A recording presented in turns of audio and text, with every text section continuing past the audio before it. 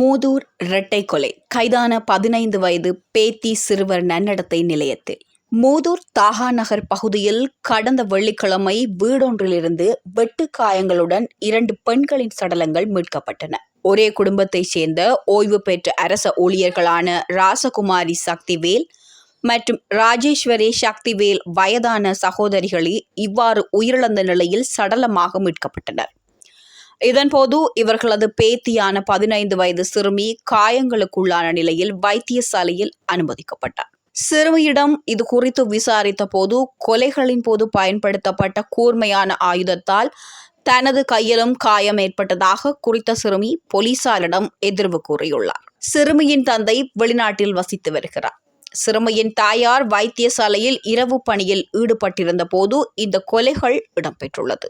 உயிரிழந்த 2 பெண்களில் அந்த பெண்ணின் தாயாரும் ஒருவராவார். குறித்த சிறுமியிடம் முன்னெடுக்கப்பட்ட விசாரணைகளின் போது 2 பாட்டிமாரையும் கத்தியால் குத்தி கொலை செய்ததாக சிறுமி ஒப்புக்கொண்டுள்ளதாக தெரிவித்த போலீசார், தனது 2 பாட்டிகளும் தன்னை விட மற்ற 2 பேர குழந்தைகளை நன்றாக நடத்தியதால் ஏற்பட்ட விரக்தியில் இந்த கொலையை செய்ததாக சிறுமி கூறியதாக தெரிவித்துள்ளனர்.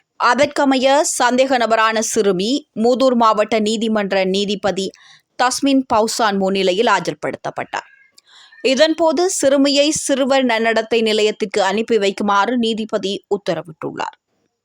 அதன்படி கைது செய்யப்பட்ட சிறுமி 15ஆம் திகதி கொழும்பில் உள்ள சிறுவர் காப்பகத்திற்கு அனுப்பி வைக்கப்பட்டுள்ளார். கொலை செய்யப்பட்ட 2 பெண்களினதும் பூதவுடல்கள் 16ஆம் திகதி காலை மூதூர் கிறிஸ்தவ சேமக்காலையில் நல்லடக்கம் செய்யப்பட்டன. இது போன்ற செய்திகளை தெரிந்து கொள்ள தடம் நியூஸ் சேனலை சப்ஸ்கிரைப் செய்து அருகில் உள்ள பெல் பட்டனை கிளிக் செய்யுங்கள்.